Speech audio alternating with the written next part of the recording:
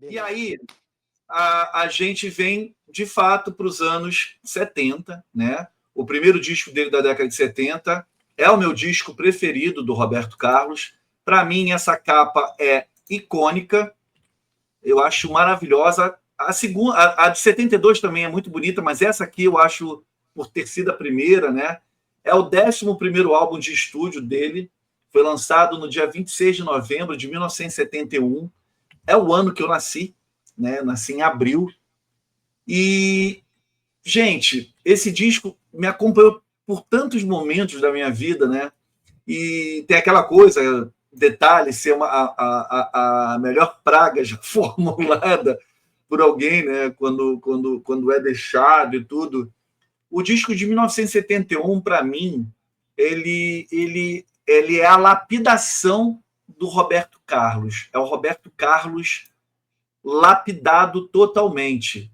Aqui ele já canta com o tom de quem viveu, de quem sentiu, de quem ama, com cicatrizes, sabe? Já é um cara sofrido, que começou lá quando o Gustavo falou das flores do jardim na nossa casa, do lance do filho, né? Do Segundinho. Eu conheci o Segundinho, tem foto com ele tudo. Foi o Que máximo, legal. Que o massa. máximo que eu já cheguei perto do Roberto Carlos. Depois eu mando para vocês. Você ficou a 1 grau do Roberto Carlos. Fiquei a 1 grau do Roberto Carlos. Eu tenho Esse foto com o Roberto Carlos. porra, Não. demais. Aí zerou. Aí eu Não. tinha que. O Gustavo, máximo que eu cheguei. corta aqui, ó. O máximo. O Segundinho, eu acho que eu tô abraçado com ele na foto e tudo. O do Roberto, o máximo que assisti foi o da plateia, assistindo uma gravação do Globo de Ouro em 1984, ele cantando Côncavo Convexo. Eita, adoro Concovil Convexo. Adoro. E esses detalhes que eu tô falando, né, dele já ser esse cara com cicatrizes e tudo, ele dá ao disco uma roupagem mais sofisticada, mais elegante, talvez aliado ao fato de que o Gustavo já trouxe, quando a gente estava falando do disco anterior, que esse é o primeiro álbum parcialmente gravado nos Estados Unidos, né, com arranjos do maestro norte-americano Jimmy Weisner, que vem ali na contracapa do disco e tudo, se eu não me engano. E para mim é um ponto de consagração. Aqui, ele ganhou lá na turnê passada e tal, então aqui ele já chega com a crítica reconhecendo ele, com o público que sempre o adotou, mas já acostumado com esse Roberto mais maduro. Então, esse álbum, para mim, ele pavimentou a imagem dele como o maior ídolo romântico do Brasil. Posição que ele, né, manteria nas décadas seguintes. Nunca surgiu um artista como Roberto Carlos. Nunca surgiu, até hoje. E aí as músicas não são mais sobre juventude, passando o carro na avenida, não tem nada disso. É sobre... Se bem que tem ali, a gente vai falar da música, tem uma meio jovem guarda ali. São sobre amor, perda, memórias, relacionamentos adultos, saudade, maturidade, tudo embalado por esse arranjo aí, cuidadoso, voz insegura, tem uns backs sensacionais, né? Back que eu tô falando, back vocal, tá, galera? Não leve pra maldade. Que é uma... atinge essa produção fina aí que a gente está falando. Antes da gente entrar nas canções, né, no setlist, quando vocês escutam um disco de 1971, o que mais chama a atenção de vocês? A voz, os arranjos, as letras, a produção, tudo isso junto, e por quê? Alan, vai contigo. Tudo. Daqui a 1 minuto eu volto. 1 minuto eu volto. Tá. Tudo, porque é aquela coisa, né? Como você citou, né? Bem lembrou, inclusive, só esse disco parcialmente gravado nos Estados Unidos, né? Em estúdios em Nova York, Los Angeles, ou basicamente em Nova York. Teve uma fase que ele gravava só em Nova York, depois, né, ele dividia, né? Enfim. Sim. E algumas músicas desse disco foram gravadas no Brasil, se eu não me engano, para os volumes do As 14 Mais, né, que era a série que a CBS tinha ali, né, desde os anos 60, né, e aí tem artistas que lançavam músicas exclusivamente no As 14 Mais, que depois não saiu nos álbuns ou não saiu em compacto, né, então tem algumas ainda assim, né, que acho que só estão ali naqueles volumes. No caso do Roberto, ele pegava a maioria dessas músicas para lançar nos álbuns, né? Aproveitar nos álbuns. E outras nem isso. Acho que outras depois ele pegou, colocou no Sanremo 76, mas como Eu Só Tenho um Caminho foi gravada no Brasil, Amada Amante foi gravada no Brasil, né? Tem músicas que vocês, quando você escutar o som, quem for escutar o som vai perceber, né?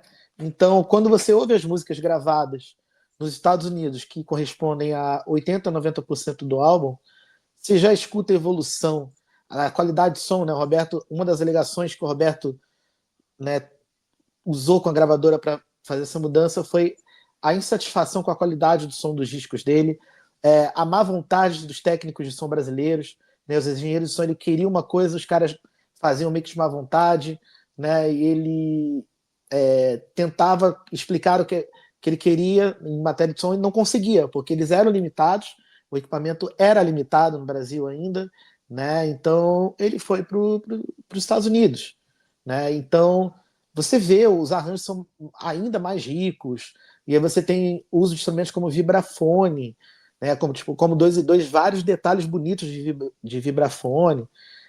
E aí é legal também uma coisa, que tem as backing vocals americanas, né? Aí elas cantam em português, mas elas eram americanas, elas cantam num português americanizado. Então é engraçado o Roberto cantar no português nativo e elas cantando no português americanizado. E os temas, né, das músicas, né? O Roberto, eu acho que nesse disco é um negócio engraçado que, por exemplo, no disco de 69 ele fala do filho, né, do Dudu, logo na primeira música. E no disco de 71 ele fala da família dele, do pai, da mãe, né, e tal. Ele fala de traumas, né, que é uma música fortíssima, que vai ter uma continuação lá na frente. E, enfim, cara, para mim tudo chama atenção nesse disco. A qualidade da voz do Roberto, né, o Roberto cantando com uma voz impostada, o Roberto usando um vibrato de uma maneira muito inteligente, né, sabendo dosar a hora que ele colocava o vibrato, uma voz mais forte, uma hora que ele cantava com a voz lisinha, uma voz mais delicada. É um disco espetacular, né? Ele é o meu favorito. Gustavo? É o meu favorito também. Só para ilustrar, as duas músicas que você falou que foram gravadas no Brasil são as duas únicas, óbvias, que o Jimmy Weisner não assina o arranjo. Quem faz é o Chiquinho de Moraes. Exato. Que muda, as duas mudam a sonoridade do disco, assim, da água pro vinho. A qualidade do som mesmo, eu falo. A qualidade do som. O Alan estava comentando isso. Eu quero que o Gustavo fale do disco aí para a gente entrar nas faixas. Não, na época ainda se gravava aqui no Brasil em 4 canais, cara. Porra, sendo que 4 canais, né? A CBS já tava para importar uma máquina de 8 canais que depois foi usada naquele disco do Leno, né? Que foi o primeiro gravado em 8 canais no Brasil, mas nessa época eles nem tinham isso ainda. E ainda tem um... Eu não sei se isso foi corrigido, não lembro agora se isso foi corrigido naquele box para sempre. Teria que perguntar ao Marcelo isso, não lembro. Mas a Amada Amante, eu sempre achei que a Amada Amante, ela começa... é como se a fita desse uma oscilada, né? No som daquele teclado, como se fosse... Ela dá meio que uma distorcida no negócio ali, e ela começa muito abrupto, assim, eu acho. Talvez. Mas, porra, é um disco pra mim, um dos melhores do Roberto. Não é um disco... Eu prefiro outros discos dele, porque... Não é que um disco... Não é um disco que eu me cansei de ouvir, não, lógico que não, é um disco que só tem pedradas, mas particularmente eu sempre gostei de outros, não sei dizer exatamente por que agora não, mas porra, o disco que só tem é a consagração do Roberto Crooner, do Roberto Frank Sinatra, entendeu? É a continuidade da influência da música americana na vida dele, dos modelos de artista que sempre, para ele, sempre vieram de lá, né? Primeiro é o Roberto Carlos roqueiro, depois é o Roberto Carlos soul music, e agora é o Roberto Carlos Frank Sinatra. Natural, assim, uma progressão natural de uma coisa planejada na carreira dele. E, porra, vamos bater o faixa a faixa. Bora. Vamos lá. Podemos tirar a capa aqui, por enquanto, né? O álbum de 71, ele abre com detalhes. Cinematográfica também, como a gente falou. E aquilo da brincadeira, né? A praga mas bem dada, porque ele costura de tal maneira, né, que ele fala, não adianta nem tentar me esquecer. Ele abre, né? Ele vai dando detalhes, né? A velha calça desbotada, o som no rádio, aquela foto, Ou seja, um grande fecho, né? O português ruim. E aí, no final, eu acho magistral isso que ele fala. Eu sei que esses detalhes vão sumir na longa estrada do tempo que transforma todo amor em quase nada. Puta. Mas quase também é mais um detalhe. Nossa. Um grande amor não vai morrer assim. Por isso, de vez em quando, você vai lembrar de mim. Genial, né? Porra! Que letra, Porra! né? É muito O que é foda- inteligente. Não, e o que é foda dessa música é o seguinte: é uma música de separação, é uma música de dor de cotovelo, mas o cara não tá se rebaixando. Não, eu adoro isso, eu adoro. São as melhores Né? dores de cotovelo. É que nem Trocando em Miúdos do Chico Buarque. Eu vou lhe deixar a medida do Bonfim, não me valeu, mas fico com o disco do Pixinguinha sim, o resto é seu. Trocando em Miúdos pode levar as sobras de tudo que chamam lá. Aí ele fala, eu bato o portão sem fazer alarde, eu levo a carteira de identidade, uma saideira, muita saudade e a leve impressão de que já vou tarde. Eu adoro isso, sabe? Acabou o casamento, o cara tá fudido, tá na merda, tá sofrendo, mas tá saindo por cima de cabeça erguida. Eu adoro isso. E detalhes é isso, cara. Muito bem arranjada, muito bem. Detalhes, velho. Esse disco como um todo, mas principalmente detalhes, ela é de um arranjo e de uma gravação, a qualidade de gravação nunca antes vista em nenhum disco dele. Disco dele. Brasileiro, né?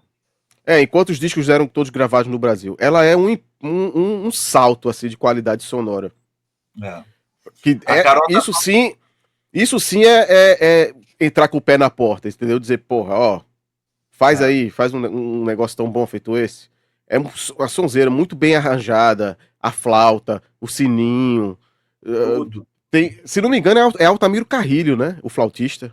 Ou tô viajando? Provavelmente. Que ele era bastante requisitado nessa época para as gravações, provavelmente. Tem até desses especiais de finais de ano, se não o primeiro ou o segundo, que o Altamiro Carrilho participa. A Carol está falando aqui, existem dores de cotovelo e dores de cotovelo. As do Roberto são outro nível, concordo. E vou dizer uma coisa, hein? Eu acho que muito do melhor da arte vem da dor. Sim, com certeza. Eu não tenho dúvidas disso. Os melhores discos do Paul brotaram de situações traumáticas, situações terríveis. Separação dos Beatles. Né? Sim. Ben on the Run, a banda deixou ele na mão um dia antes de partir para gravar, então... Prova disso, o grande poeta já dizia, né? O poeta é um fingidor, finge tão completamente que chega a fingir que a dor que deveras sente. Fernando Pessoa. Então, é isso, né? A dor ajuda na criação, bastante, né? Bastante. Total.